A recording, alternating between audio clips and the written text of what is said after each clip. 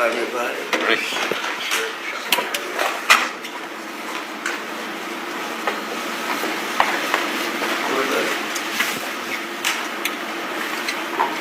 All set? You all set to go? Well, it's a great honor to have the Prime Minister and the Crown Prince of Bahrain. That's a fancy two titles, I want to say. I don't know if I'd rather be the Prime Minister or the Crown Prince. I think I'd take the Crown Prince. And very importantly, your son, your beautiful son, who has a great reputation, you know that. Thank you, Mr. President. Great reputation as a smart, hardworking guy, so it's good to say hello to you. Congratulations.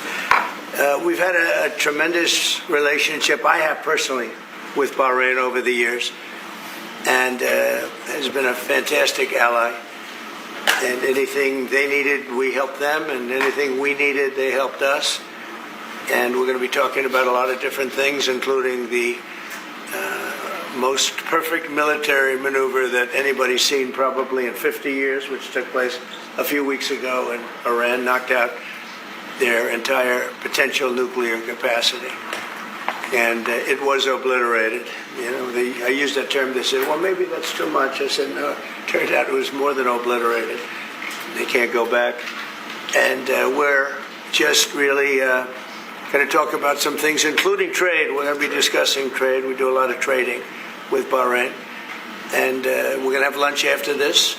But we'll take some questions. At first, I'd like to ask the Crown Prince to say a couple of words. And he also has a father who's living and well and doing fantastically, as I understand it. He is. And somebody who's respected all over the Middle East and all over the world. And thank you very much for being here. Thank you, Mr. President. Thank you, one and all. It is indeed a great honor to be here on this fine morning to put into action the relationship that exists between our two countries. We will be discussing security issues, we'll be discussing trade and investment, which is very important. We're very happy to be announcing $17 billion worth of deals that are coming to the United States. And this is real. This isn't... it's real money. These aren't fake deals. These are real deals. They don't have to borrow the money. We don't have to borrow it. It's coming in. And it only builds upon a legacy that we're very proud of. We have had a relationship in the civil side between our two countries since 1893 and formally since 1948. So may it long continue, and we look forward to many, many more years of productive partnership. Thank you, Mr. President. We will have you that. honor us. We will have that indeed. Many good years on it. So right now is your top year, and we appreciate the investment. It's a great. We left, as you know, Saudi Arabia. We were just there in Saudi Arabia, and Qatar was so great. Leaders great. We had UAE, and we had a couple of other visits, but all great places. And we left with $5.1 trillion of investment, and they all want to be investing in the United States. Now, we have, I think we have over $16 trillion of investment coming in, which is a record, and we're only a little bit into the year. And let's say the first 2 months, I sort of took it easy because we had to fix up the Oval Office. I had to devote my time to fixing it up, but now we had to fix up our country. So we have, I think everyone is saying we have the hottest country now anywhere in the world. We were dead a year ago. We are a dead country. And now we have the hottest country anywhere in the world. And it's a great honor to have you here. Thank you, Mr. President. Any questions? On Syria, can you comment on the developments in Syria at the moment? Well, I can comment. I think I'll ask Marco to say a few words on Syria. Yeah, it's complicated, obviously. These are historic, long-time rivalries between different groups in the south-west of Syria, Bedouins, the Druze community, and it led to an unfortunate situation and a misunderstanding, it looks like, between the Israeli side and the Syrian side. So we've been engaged with them all morning long and all night long with both sides, and we think we're on our way towards a real de-escalation and then hopefully get back on track in helping Syria build a country and arriving at a situation there in the Middle East is far more stable. So in the next few hours, we hope to see some real progress to end what you've been seeing over the last couple hours. Mr. President, Jerome Powell, do you have plans, or if you're back considering firing Jerome Powell, and what's your justification if you're thinking about this to do this? Too late. He's always been too late, hence his nickname, Too Late. He should have cut interest rates a long time ago. Europe has cut them 10 times in the short period of time, and we cut them none. The only time he cut them was just before the election to try and help Kamala or Biden, whoever the hell it was, because nobody really knew. Obviously, that didn't work, but he tried to cut them for the Democrats, Kamala. And how did that work out? You'll tell me. It didn't work out too well, did it? But I think he does a terrible job. He's costing us a lot of money, and we fight through it. It's almost, the country's become so successful that it doesn't have a big impact, but it does hurt people wanting to get a mortgage. People want to buy a house. He's a terrible Fed chair. I was surprised he was appointed. I was surprised, frankly, that Biden put him in and extended him, but they did. So, no, we're not planning on doing anything. We're very concerned. He's doing a little renovation for $2.5 billion of the Fed, building a renovation, and they have a close to $900 million cost overrun, and it's a shame. But the biggest cost overrun is the cost overrun for interest rates, because we should be paying 3 points lower, and we would save $1 trillion a year in interest if that were the case. And all it is the stroke of a pen. And that goes for his board, too, because his board is not doing the job, because they should try and rein this guy in. So he's doing a lousy job, but no, I'm not talking about that. Fortunately, we get to make a change in the next, 8 months or so. And we'll pick somebody that's good, and we'll pick somebody. I just want a fair job. We want to see lower interest rates. Our country deserves it. We're making a lot of money. We're doing great as a country. We have no inflation. Record stock market, record business, record everything. Everything's a record now. We had the worst inflation in history under Biden, and now we have almost no inflation. We've done a great job, and we should have the interest rates cut. So you're saying here today that Scott Bessent, you're so happy with him at Treasury that he's not your top option to replace Jerome Powell whenever that may be, whenever you decide what you want to do with him. Scott's doing a very good job. I'm very happy with Scott. Is Kevin Hassett on the top of your list? Kevin's somebody would consider. Kevin is fantastic, too. We have a lot of good people for that job. It's not a tough job, to be honest. Assuming you're smart, it's not a tough job. If you're a dummy, then I guess it's a tough job. But it might be one of the easiest jobs I've ever seen. And now on top of it, he's building a close to $3 billion little nest egg for himself. He's not doing the right job. We should be saving $1 trillion a year in interest. When he talks about costs, we should be saving. Think of it, $1 trillion a year. Add that with the tariffs and everything else. But he just doesn't want. He's a knucklehead. But we'll see how that. We'll see how he's listening to this. That's a strange conversation. But we like to say it like it is. But we have a lot of people that want that job very badly. And I'm only interested in low-interest people, frankly, because you don't need. I know. So they had the 71 different economists and people experts that they picked about a month ago. I was the only one, along with one person from maybe the Wharton School of Finance. The two of us got it right. 69 people, including Powell, got it wrong. And he wants to hire thousands of new people to help him decide where we're going in the future. It only takes one good mind. It doesn't take 5,000 good minds. So they're expanding the Fed. It's the dumbest thing I've heard of. But it's very autonomous. Just to follow up on that, sir, are you completely ruling out the idea of firing Jerome Powell? I don't rule out anything, but I think it's highly unlikely unless he has to leave for fraud. I mean, it's possible there's fraud involved with the $2.7 billion renovation. This is a renovation. How do you spend $2.7 billion? And he didn't have proper clearance, et cetera, et cetera. So that's going on. So there could be something to that, but I think he's not doing a good job. He's got a very easy job to do. You know what he has to do? Lower interest rates.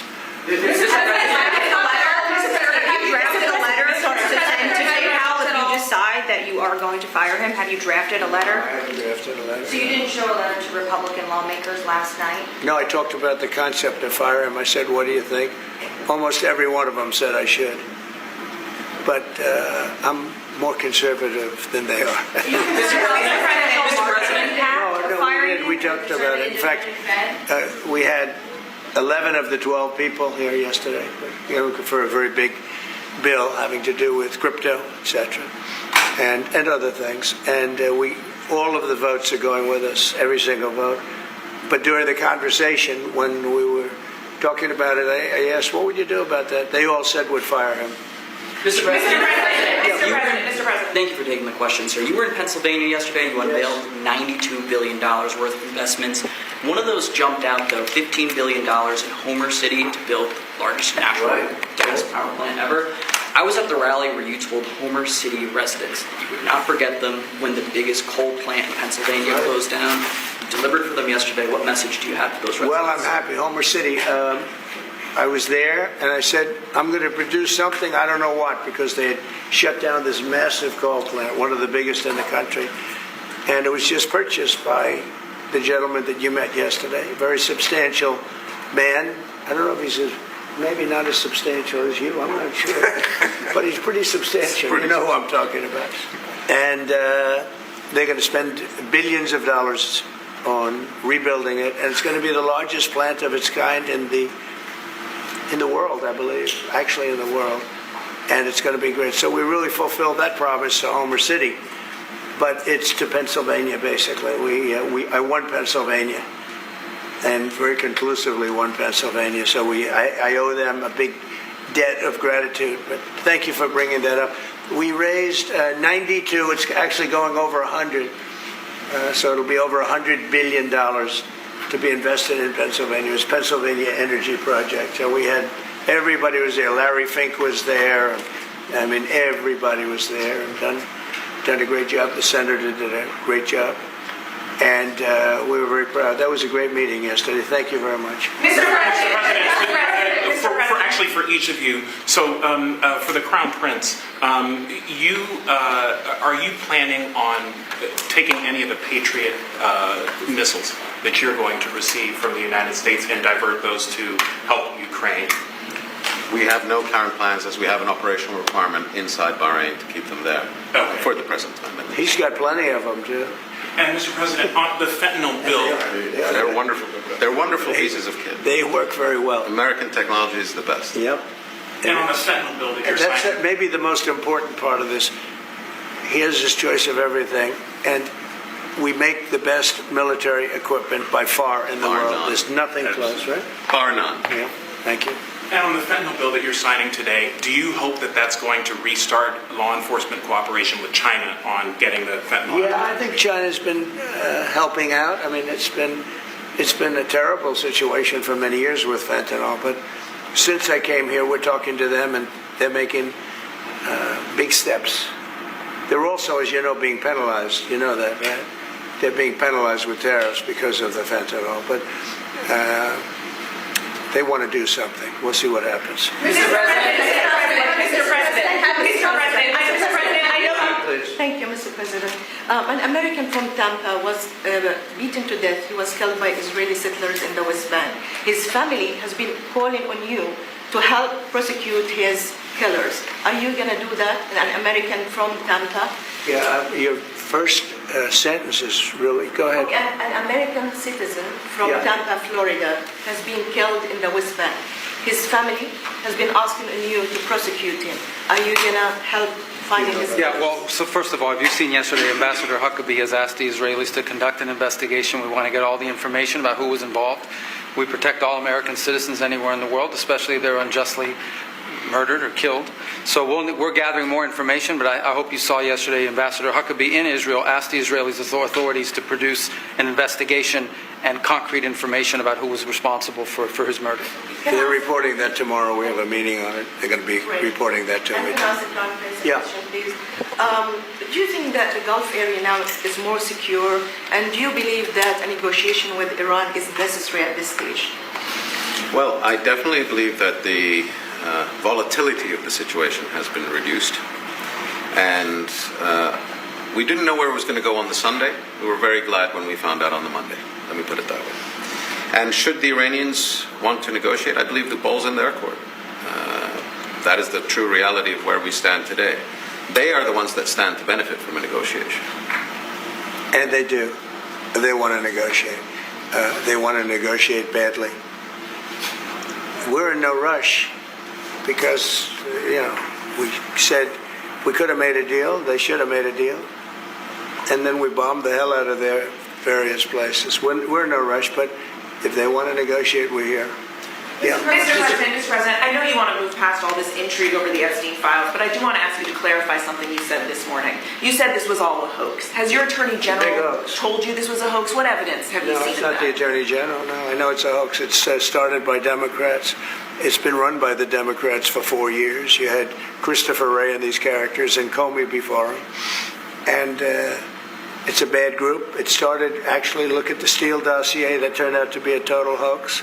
The 51 agents, the intelligence, so-called intelligence agents, it was a hoax. It's all been a big hoax. It's perpetrated by the Democrats. And some stupid Republicans and foolish Republicans fall into the net. And so they try and do the Democrats' work. The Democrats are good for nothing other than these hoaxes. They're bad for policy. They're bad for picking candidates that can get elected. Like in New York, we have a communist running. He may get elected too, actually, but he'll destroy the city. I call it the Epstein hoax. It takes a lot of time and effort. Instead of talking about the great achievements, we've had a great gentleman. Yesterday, as you know, went on CNBC and he made the statement that Trump may go down as the greatest president of all in the United States. And instead of talking about the things we've achieved, we've had tremendous achievement. They're wasting their time with a guy who obviously had some very serious problems, who died 3-4 years ago. I'd rather talk about the success we have with the economy, the best we've ever had, and all of the things we've done, including in the Middle East. I mean, you see it. Instead, they want to talk about the Epstein hoax. And the sad part is it's people that are really doing the Democrats' work. They're stupid people. Yeah, go ahead.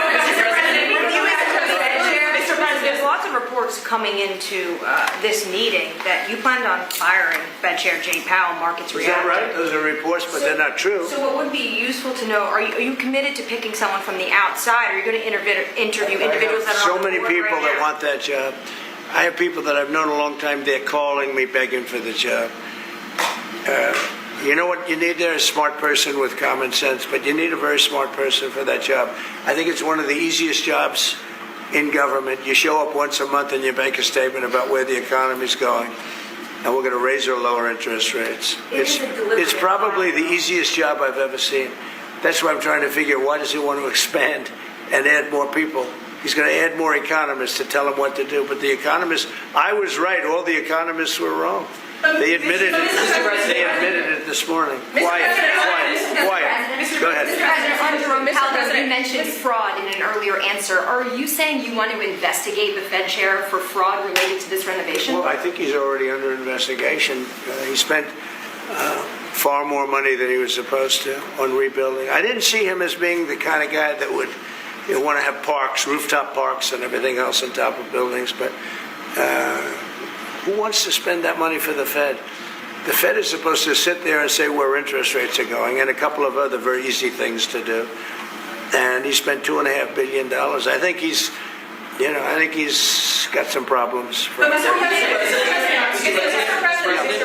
Thank you, sir. You also reported a monthly surplus in the month of June, $25 billion. A ton of money. With these new tariff rates coming into effect on August 1st, we're going to be bringing in even more tariff revenue specifically. How much revenue do you think we can consistently bring in from these tariffs, and how big of a game changer is this, not only for the economy, but also fiscal responsibility? Well, we're going to be bringing in, already we've brought in over $100 billion.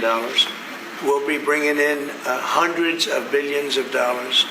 And the tariffs really haven't kicked in that much other than automobiles and steel. August 1st is a big day. August 1st is when very substantial money comes into our country. We've made deals with a lot of great places, but We had one yesterday, that was announced. We have another one coming up, maybe with India. I don't know. We're in negotiation. When I send out a letter, that's a deal. In other words, that's a deal. They don't want to ever say that. Oh, how many deals have you made? The best deal we can make is to send out a letter. And the letter says that you'll pay 30%, 35%, 25%, 20%, in one case 50%, Brazil. And because what they're doing to their former president is disgraceful. I know the former president, he fought like hell for the people of Brazil, that I can tell you. And I believe he's an honest man. I think what they're doing to him is terrible. So, we have some pretty good deals to announce, but every time we send out a letter, that's a deal. The big one really is going to be on the 150 countries that we're really not negotiating with, and they're smaller. We don't do much business with them. Because you have a lot of countries, you have over 200 countries, and a lot of people don't know this, but we'll have well over 150 countries that we're just going to send a notice of payment out, and the notice of payment is going to say what the tariff, and it's all going to be the same for everyone, for that group. They don't, they're not big countries, and they don't do that much business. It's not like the ones that we've agreed with, like China, like Japan, where we're negotiating with them, but I think probably we'll live by the letter with Japan. We're very close to a deal with India where they open it up. Indonesia yesterday it wasn't an open country, now it is. And they have tremendous copper, quality copper, and probably the most copper.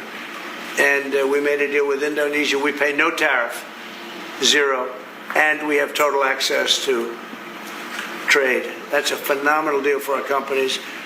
And we've agreed with them, as you know, on 19%. They pay 19%. And it's a good deal for them, and it's a good deal for us, so in that case. But we have a number of them coming up. But overall, we're doing well, and we're taking in a lot of money. A lot of money. We have the number one, we have the most oil of any country in the world, even more than them, which is hard to believe. But we have a little larger piece of land, right? We do, sir. But we're number one in the world in oil, and we're drilling, and today it hit $64 a barrel, which is great.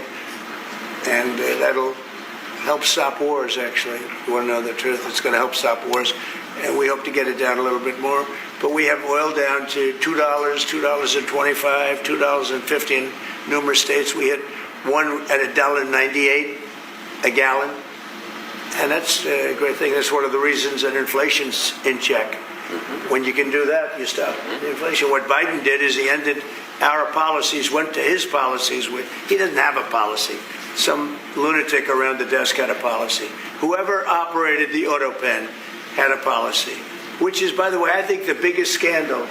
That's the scandal they should be talking about, not Jeffrey Epstein. The scandal you should be talking about is the auto pen, because I think it's the biggest scandal, one of them in American history. So the economy is doing really well, and people are seeing it. Yeah. Will you ask Attorney General Pam Bondi to release more documents to finally put this controversy to bed? Yeah, whatever's credible, she can release. If a document is credible, if a document's there that is credible, she can release. I think it's good. But it's just a subject. He's dead. He's gone, and all it is the Republicans. Certain Republicans got duped by the Democrats, and they're following a Democrat playbook. And no different than Russia, and all the other hoaxes. They're started by the Democrats, and some Republicans, in this case I was surprised, but they got duped. But have you talked about it with her the last few days? President, first of all, a number of your high-ranking officials, whether it's been your FBI director or Pam Bondi, they have made some inconsistent statements in the past. You've had. Well, I don't know. I can't speak about him, but I can say that Pam Bondi, I really think that she's done very good. She says, I gave you all the credible information. And if she finds any more credible information, she'll give that too. What more can she do than that? I mean, honestly, what more can she do? And we do have bigger problems. You know, we have problems with millions of illegal people that came in here, and they're killers and murderers. We have 11,888 murderers that were allowed into our country by Biden, sleepy Joe Biden, stupid Joe Biden. He allowed them into our country. And you know what? We got to do something about it. She's got a lot of things she's working on. And, you know, it's very sad that somebody can be waylaid, that just get waylaid. But I think she's doing a great job, President. In your Truth Social this morning, you mentioned past supporters when you were talking about the Epstein issue. Does that mean that you're effectively disowning any supporters who are now calling? I lost a lot of faith in certain people, yeah. I lost, because they got duped by the Democrats. The Democrats are good for nothing. They've done a terrible job. They almost destroyed our country. If I didn't get elected, all these numbers you're hearing about, they found $25 billion and another 25 is coming in, and hundreds of billions of dollars is pouring into our country. And we just got the biggest tax cut in history. We just got the biggest regulation cuts in history. There'll be no tax on tips. There'll be no tax on Social Security. There'll be no tax on overtime. There'll be no tax on so many other things. You're allowed to deduct your interest from a car payment. That's never happened before. You borrow interest. You borrow money to buy a car if the car is made in America. And by the way, factories are being built all over America. Car factories, AI factories. But you get a deduction on your interest. Nobody ever thought of that before. It never happened before. And, you know, these are the things that they should be talking about. The Big Beautiful Bill is one of the greatest pieces of legislation ever in this country. And the Democrats have nothing to combat it. So they say, oh, it's death. Oh, that's good. And then they give it to the fake news, which is you and a few others.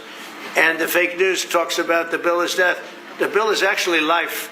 The bill is life, and it saves our country. This bill is incredible. Look at the results already. So we have $16 trillion being invested in our country. And this great gentleman and his family just came in with another billions of dollars.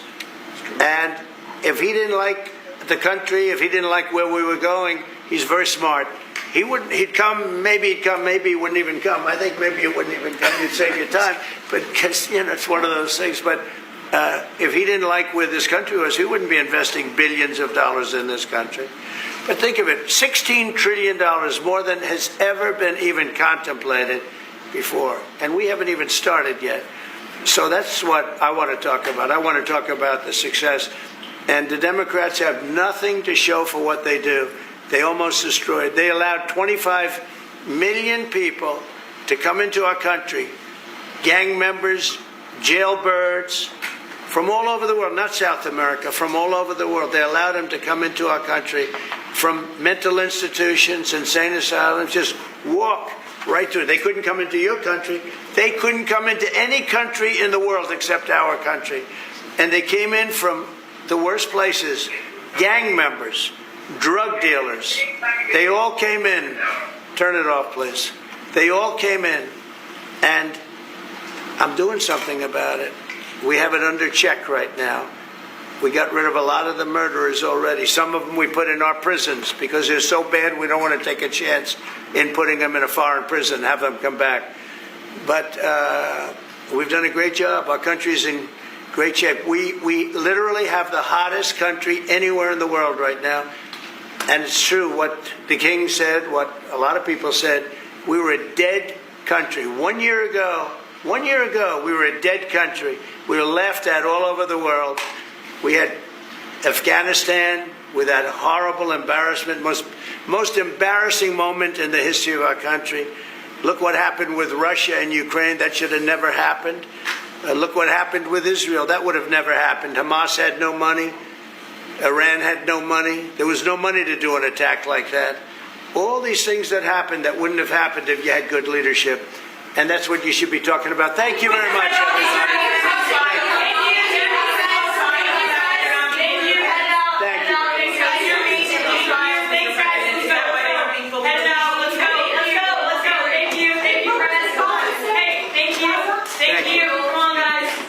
Thank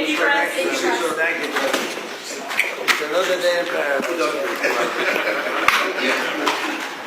Thank you, Mr. President. Thank you very much.